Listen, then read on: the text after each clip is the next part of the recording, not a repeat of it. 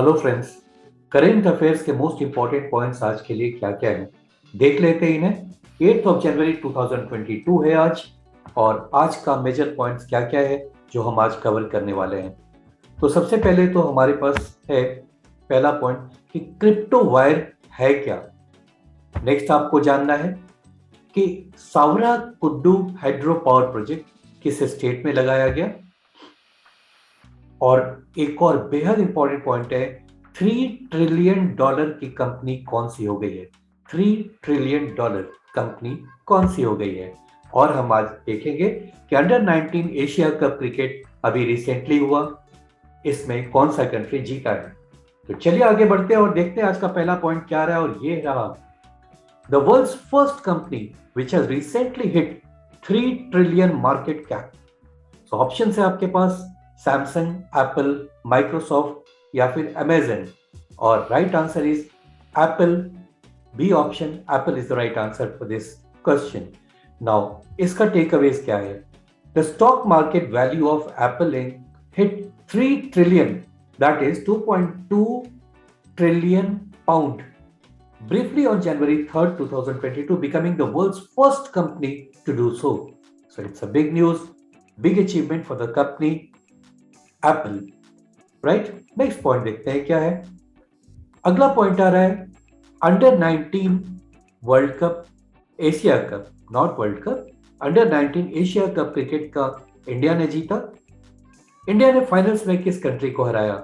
और ऑप्शन है आपके पास श्रीलंका, ऑस्ट्रेलिया, इंग्लैंड या फिर south Africa. Right answer is a, that is Sri Lanka. तो यहां पर आपको टेकअवेज में है, India has lifted the under 19 Asia cricket cup by defeating Sri Lanka. India who have one a record 7 Asia cup titles looked a far superior team. और यहां पर आ रहा है इसका ये देख लीजिए कितने स्माइलिंग फेसेस है इंडियन टीम के और इनके ट्रॉफीज रखे हुए हैं। अगला पॉइंट है, prime minister Modi has inaugurated Sawra Kuddu hydro power project in which of the following states. Gujarat, Uttar Pradesh, Himachal Pradesh या फिर महाराष्ट्र। और right answer is C, Himachal Pradesh. अब देखते हैं इसका टेकअवेज क्या है। Prime minister Modi has inaugurated Sawra Kuddu hydro power project, a 111 megawatt project which has been built at a cost of around 2080 crore in Himachal Pradesh. अगला पॉइंट आ रहा है क्रिप्टो करेंसी से related. Crypto wire has launched India's first crypto currency index. Now you have to tell how many crypto currencies will be monitored on this platform. और इससे पता चलेगा किसका क्या वैल्यू है, किस क्रिप्टो करेंसी का अभी क्या रेट चल रहा है।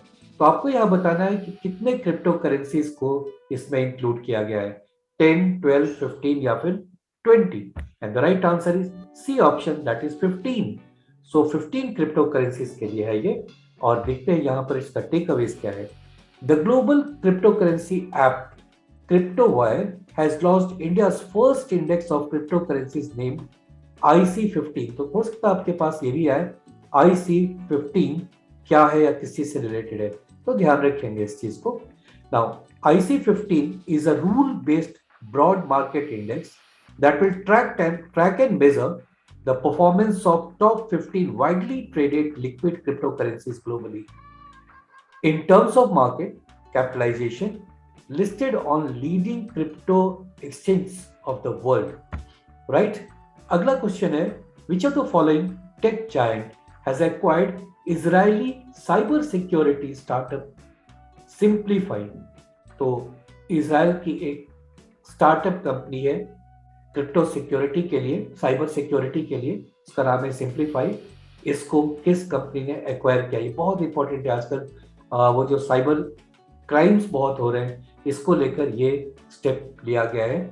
और देखते हैं इसका राइट आंसर है बी, गूगल ने इसको परचेज किया है या एक्वायर किया है। ओके, इसके टेकअवेज में देख लेते हैं क्या है। नाउ अल्फाबेट इंक और Google has acquired Israeli cyber security startup simplify in a deal worth $500 million. Now this acquisition will expand US tech giant security offerings the country amid rising cyber attacks. Simplify will be integrated into Google Cloud's Chronicle operation. और इसमें important क्या points हैं? इसके CEO हैं, Google के CEO हैं सुंदर Pichai. Headquarter कहाँ पे है? तो कैलिफोर्निया, यूनाइटेड स्टेट्स में है। सब्सिडरीज इसके कौन कौन है? तो YouTube, Google, AdMob, Fitbit, Kaggle, more, ये सब इसके सब्सिडरीज हैं। और इसके फाउंडर कौन है गूगल के? Larry Page and Sergey Brin. So अगला पॉइंट देख लेते हैं यहाँ पर है, which of the following Indian state has topped the list of having the highest number of ODF?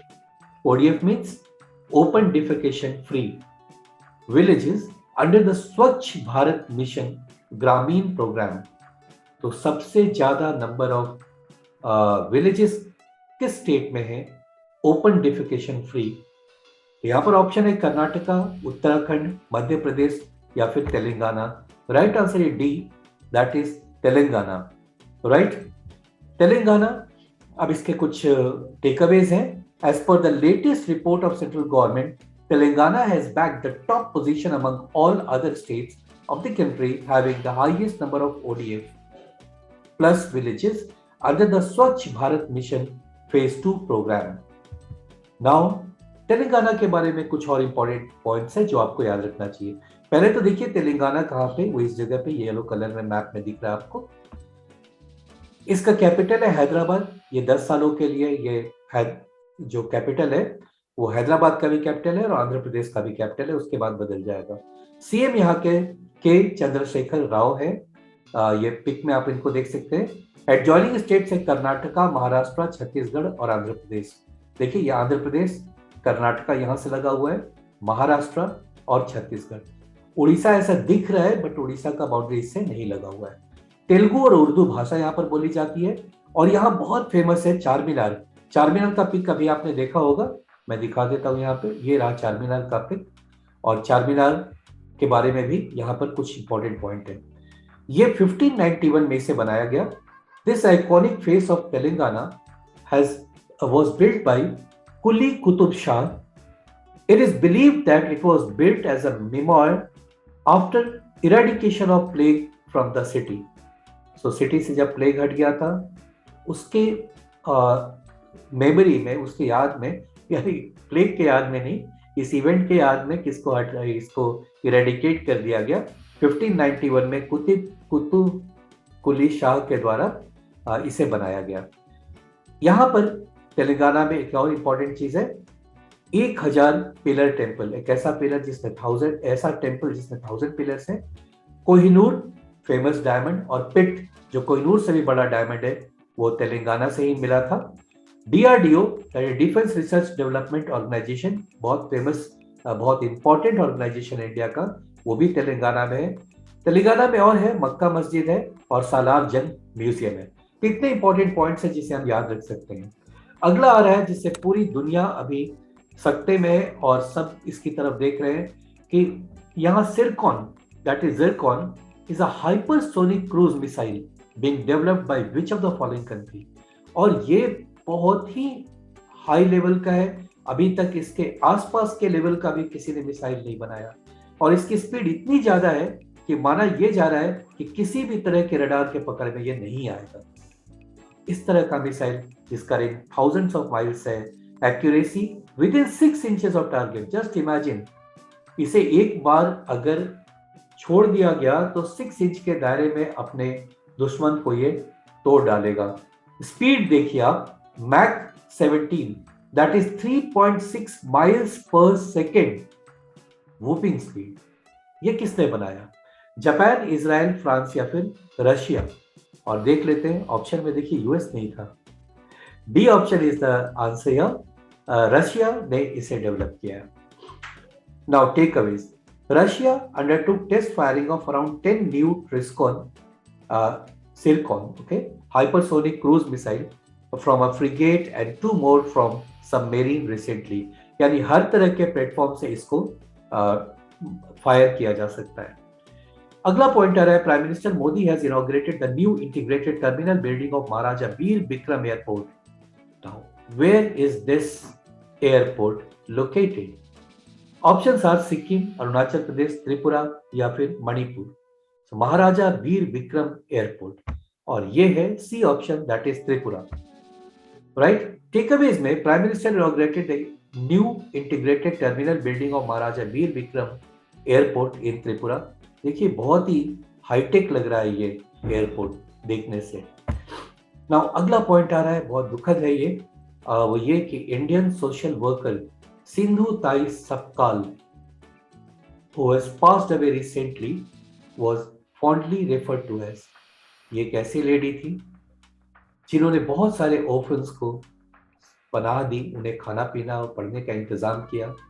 और एक बार ये ऐसा भी हुआ कि ये कौन बनेगा करोड़पति में आई थी और बच्चन साहब इनके पांव छूकर प्रणाम किए।